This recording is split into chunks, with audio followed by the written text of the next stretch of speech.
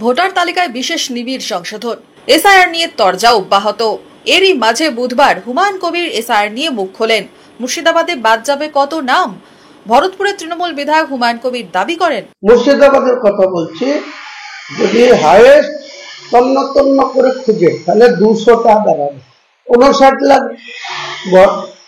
62,000 ভোটারের মধ্যে যদি 200টা বেড়ায় তাহলে 0.001% আসবে না। মুর্শিদাবাদে 500 নাম কাটা যাবে কিনা ওটা মুর্শিদাবাদে, আর গোটা বাংলার ক্ষেত্রে 10,000 নাম কাটা যাবে কিনা সেটা সময় কথা বলবে। যখন ফাইনাল লিস্ট পাবলিশ হবে, বার্থ সার্টিফিকেট শো করে যদি 100টা একটা বুথে 6 নম্বর ফর্ম ফিল আপ হয়, আর তার যদি 1/1/2026 যদি তার 18 বছর পুজে যায়, তার নাম কিন্তু উঠবে।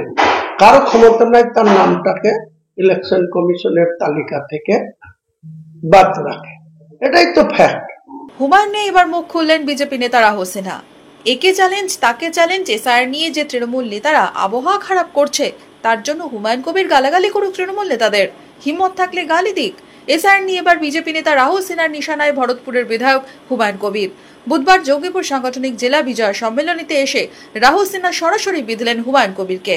ও না থাকলে পার্টি থাকবে না, একে চ্যালেঞ্জ তাকে চ্যালেঞ্জ নানা রকম ভাবে করছে। দরকার হলে কংগ্রেসের নেতার সাথে হাত মিলিয়ে তিনি ইলেকশন লড়বে, এত কথা বলছে।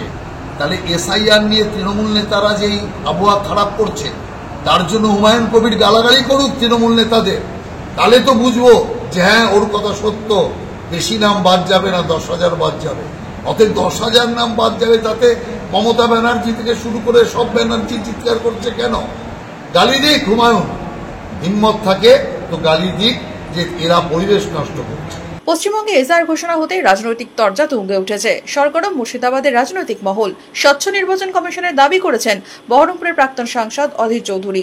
2024-এর ভোটে আমরা বলে দিয়েছি সরকারকে, নির্বাচন কমিশনকে, অন্তত 5 কোটি ভোট যেখানে গণনার গরমিল হয়েছে, এত বড় দাবি আমরা করে দিয়েছি। সে জিনিস যাতে কোনোদিন না হয়, আর তার জন্যই কংগ্রেসের পক্ষ থেকে ভারতবর্ষের পার্লামেন্ট থেকে সড়ক পর্যন্ত,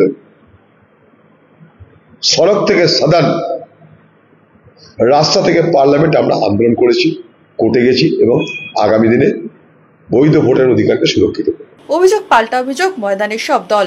এসআইআর নিয়ে চড়ছে রাজনীতির পারদ। Bureau report, imagine community media.